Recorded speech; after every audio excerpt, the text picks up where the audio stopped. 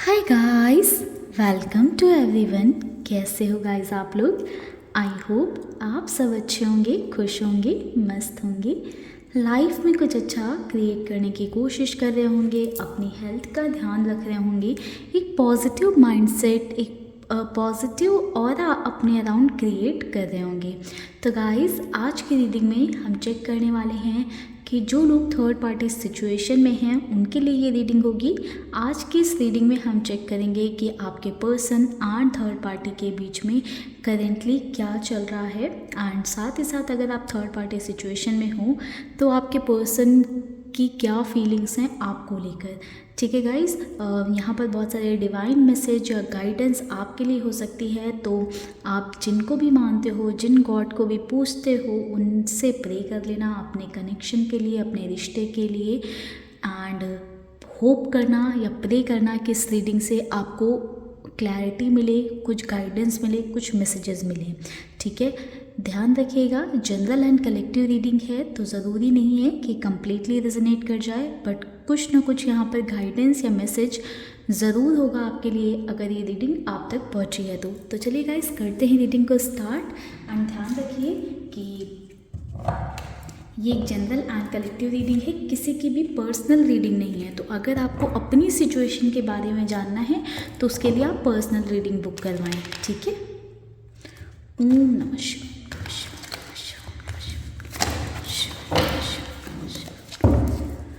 Universe, angels, divine energies please guide करें।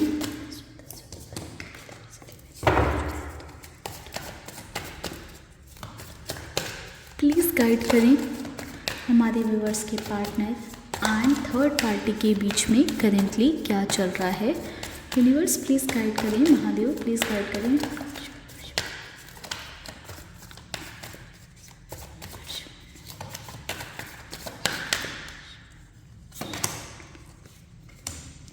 Number 4 important हो सकता है, द एम्परर की एनर्जी है,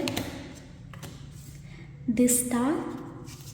नंबर 8 इम्पॉर्टेंट हो सकता है, अगेन नंबर 8 की एनर्जी है तो नंबर 8 इम्पॉर्टेंट हो सकता है। आपके पर्सन के ये नंबर हो सकते हैं, यानी कि उनका मूलांक या भाग्यांक हो सकता है, या ये थर्ड पार्टी से रिलेट कर सकता है। ठीक है, नंबर 3 ओम नमः शिवाय, ओम नमः शिवाय। Again number 8। तो गाइस, नंबर 8 बहुत ही ज़्यादा इम्पॉर्टेंट है। ठीक है, तो ध्यान रखिएगा। एंड नंबर 8 कहीं ना कहीं कर्मा का भी नंबर होता है। ठीक है, तो वो भी ध्यान रखना है कि नंबर 8, नंबर 8 कर्मा का नंबर है, तो कहीं ना कहीं किसी तरह से कर्मा मिल रहा है थर्ड पार्टी या आपके पर्सन को। एंड कर्मा की बात आते ही आ गया है 10 ऑफ सॉर्ड्स की एनर्जी।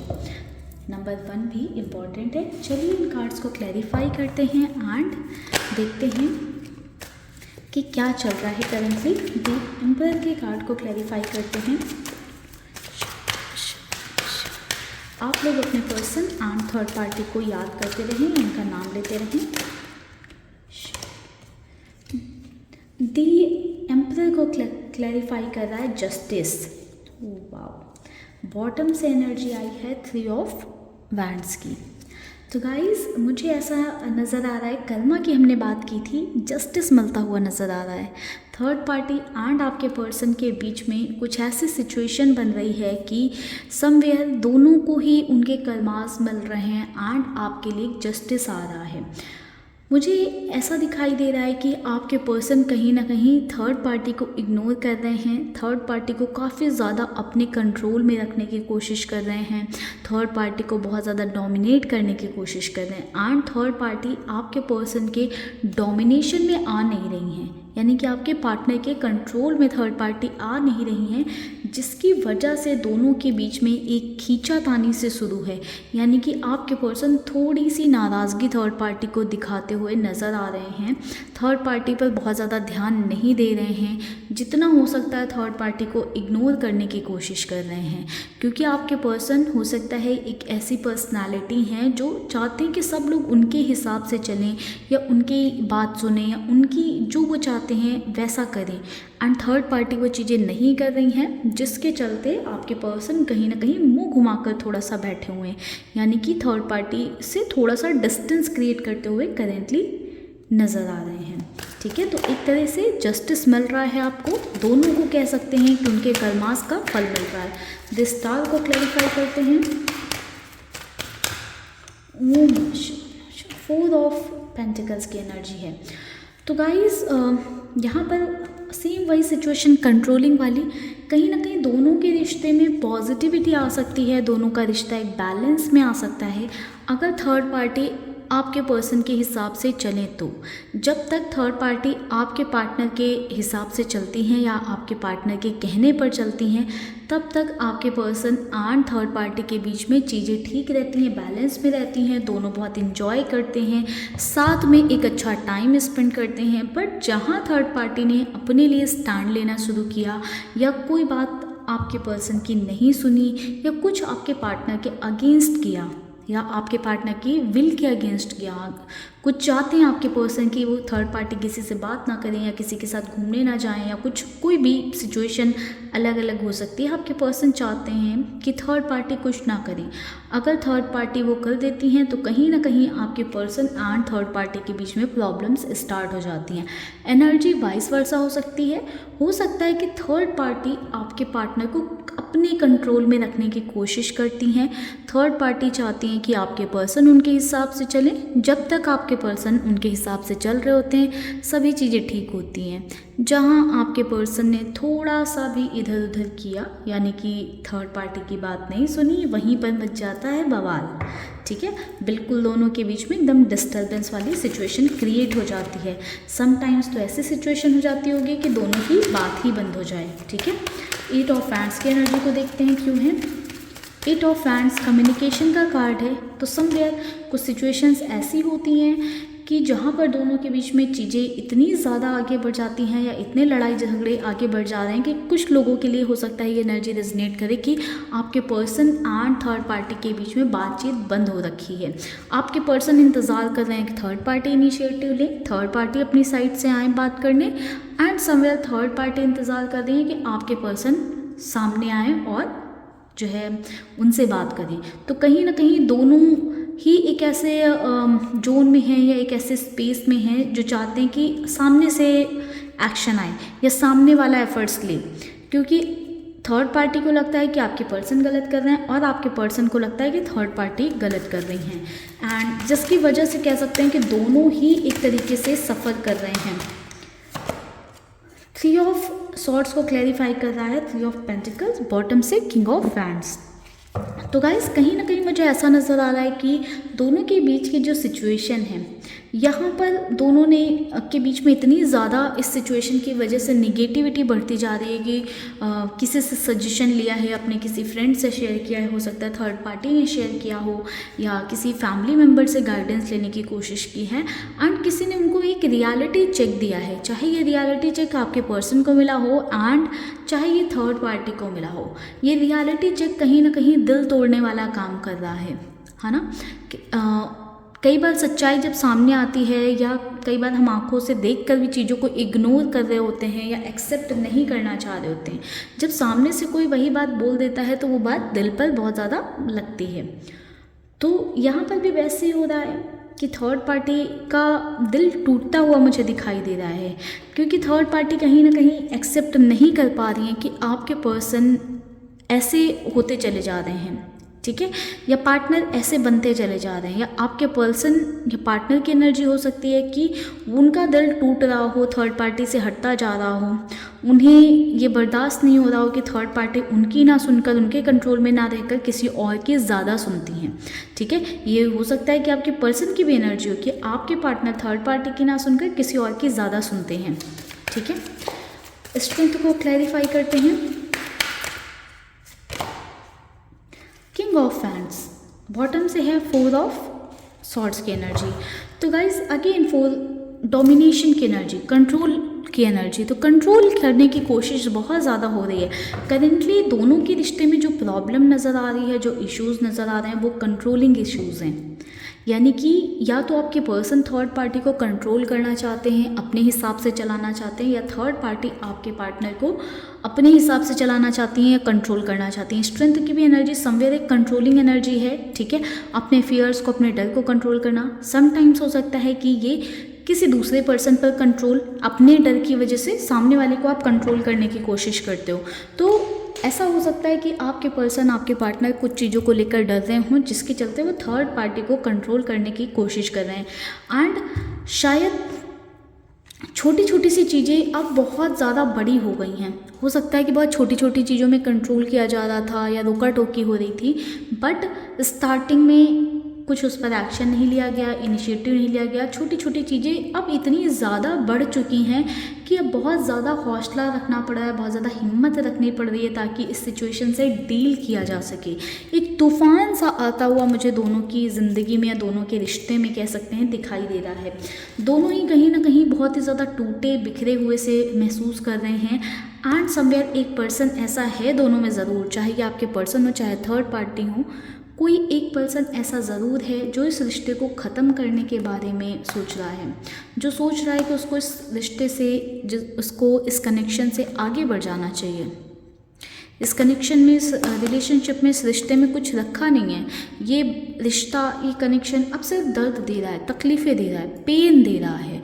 तो कहीं ना कहीं एक पर्सन ज़रूर चाहता है कि वो इस रिश्ते से आगे बढ़ जाए या इस कनेक्शन से आगे बढ़े, क्योंकि एक इंसान को समझ में आ चुका है कि ये रिश्ता सिर्फ तकलीफ़ देगा, क्योंकि कर्मा की एनर्जी है। कर्मा मिल रहा है तो वो चीज़ें रियलाइज़ हो रही हैं, समझ में आ रही हैं कि ये रिश्ता सिर्फ पेन, तकलीफ़ें दे रहा है। कर्मा मिल रहा है तो तकलीफ़ें तो आनी ही हैं या मिलनी ही हैं। तो कह सकते हैं कि चीज़ें अभी तो ठीक नहीं चल रही हैं दोनों के रिलेशनशिप में। एंड देखो गाइस, कभी भी कोई भी रिश्ता या कनेक्शन ठीक नहीं चलता है तो कभी भी एक इंसान का हाथ नहीं होता है, दूसरे की साइड से मोस्ट ऑफ द केसेस में दोनों की ही गलती होती है। किसी की कम होती है, किसी की ज़्यादा होती है। पहले लोग जिन चीज़ों को इग्नोर करते रहते हैं या छोटी मोटी चीज़ें समझकर उस पर ध्यान नहीं देते हैं, बट बहुत छोटी छोटी सी बातें एक रिलेशनशिप में बहुत बड़े इश्यूज़ क्रिएट कर देती हैं, ठीक है। तो समवेयर ऐसी ही सिचुएशन चल रही है कि कोई बहुत छोटी सी बात थी दोनों के बीच में जो बढ़कर बहुत बड़ी बन गई है अब, जिसको रिजॉल्व करना ईजी नहीं लग रहा है, या आपके पर्सन का नेचर इतना ज़्यादा डोमिनेटिंग एंड कंट्रोलिंग है कि थर्ड पार्टी को वैसा लग रहा है कि आपके पर्सन कभी नहीं चेंज होने वाले। या हो सकता है कि थर्ड पार्टी इतनी ज़्यादा कंट्रोलिंग एंड डोमिनेटिंग है कि आपके पार्टनर को समझ में आ गया है कि ये इंसान तो मेरी कभी नहीं सुनने वाला है, ठीक है। चलिए देखते हैं आपके पर्सन के क्या थॉट्स हैं आपके लिए। ये तो रही थर्ड पार्टी एंड आपके पार्टनर की बातें। थर्ड पार्टी सिचुएशन में हमारे व्यूअर्स के पार्टनर हमारे व्यूअर्स के लिए क्या फील कर रहे हैं, न्यूज़ हाइड करें, गाइड करें। टर्न ऑफ करिश्मा, the star,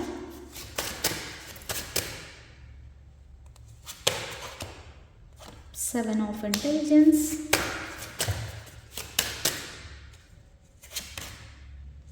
three of intelligence. Okay, bottoms energy है नाइट ऑफ विजडम की। तो guys, action action action action की एनर्जी आ गई है, नाइट ऑफ विजडम की एनर्जी है।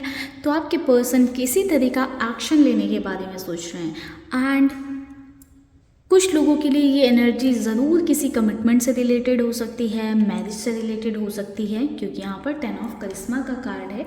हो सकता है कि आपके पर्सन आपको अपनी फैमिली में इंट्रोड्यूस करें, या आपके लिए अगर फैमिली में स्टैंड नहीं ले रहे थे या किसी भी तरह का कोई स्टैंड नहीं ले रहे थे, तो वो आपके लिए स्ट्रांगली स्टैंड लेने के लिए रेडी हैं, या अपने आप में एक डिसीजन ले रहे हैं कि उन्हें आपके लिए स्टैंड लेना है या खड़े रहना है।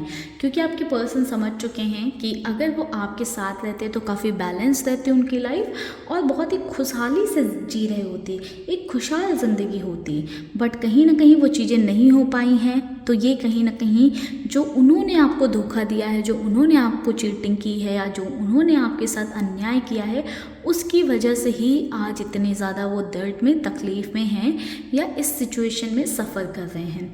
तो आपके पार्टनर को काफ़ी ज़्यादा क्लैरिटी मिल चुकी है आपको लेकर, एंड इस क्लैरिटी की वजह से ही शायद वो आपके लिए एक एक्शन वाली एनर्जी में आ रहे हैं, एक स्टैंड लेने वाली एनर्जी में आ रहे हैं। एंड आपके पर्सन कहीं ना कहीं ये ज़रूर समझ रहे हैं कि अगर वो अपनी लाइफ में जो भी सफ़र कर रहे हैं, अगर उन्होंने आपको धोखा नहीं दिया होता या आपसे दूर नहीं भागे होते या आपको चीट नहीं किया होता, तो आज उनकी लाइफ में ये सिचुएशन नहीं होती।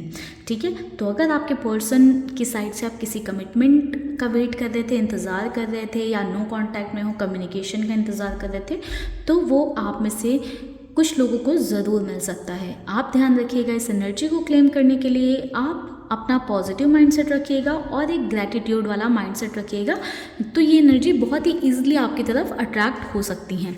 ठीक है गाइज, तो आई होप आपको इस रीडिंग से क्लैरिटी मिली हो, आपको समझ आया हो कि आपके पर्सन क्या फील कर रहे हैं आपके लिए, कैसी उनकी फीलिंग्स हैं। अगर आपको किसी और टॉपिक पर रीडिंग चाहिए तो आप नीचे मुझे कमेंट सेक्शन में बता सकते हैं। इस रीडिंग को आप अपने लिए क्लेम करना चाहें तो रीडिंग को क्लेम कर सकते हैं।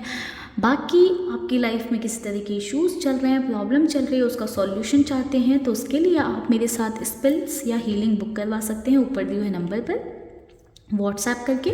साथ ही साथ अगर क्लैरिटी नहीं है, कंफ्यूज्ड हो लाइफ में क्या करना चाहिए, मूव ऑन करना चाहिए, रुकना चाहिए, या करियर में किसी तरह के ब्लॉकेजेस आ रहे हैं, कैसे रिमूव होंगे, क्या करना चाहिए, तो अगर किसी भी तरह का कन्फ्यूज़न है तो आप उसके लिए अपने लिए पर्सनल सेशन बुक करवा सकते हैं। बस ध्यान रखिएगा कि जो भी पर्सनल रीडिंग होती है या हीलिंग या स्पेल होते हैं वो फ्री नहीं होते हैं, चार्जेबल होते हैं।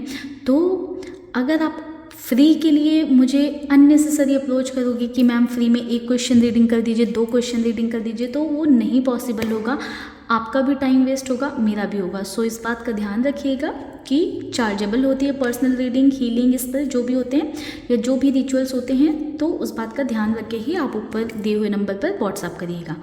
ओम नमः शिवाय। तो चलिए गाइस, करते हैं इस रीडिंग को यहीं पर क्लोज। मिलेंगे नेक्स्ट वीडियो में, तब तक के लिए bye bye, take care, stay happy, stay blessed guys, God bless you everyone. ओम नमः शिवाय।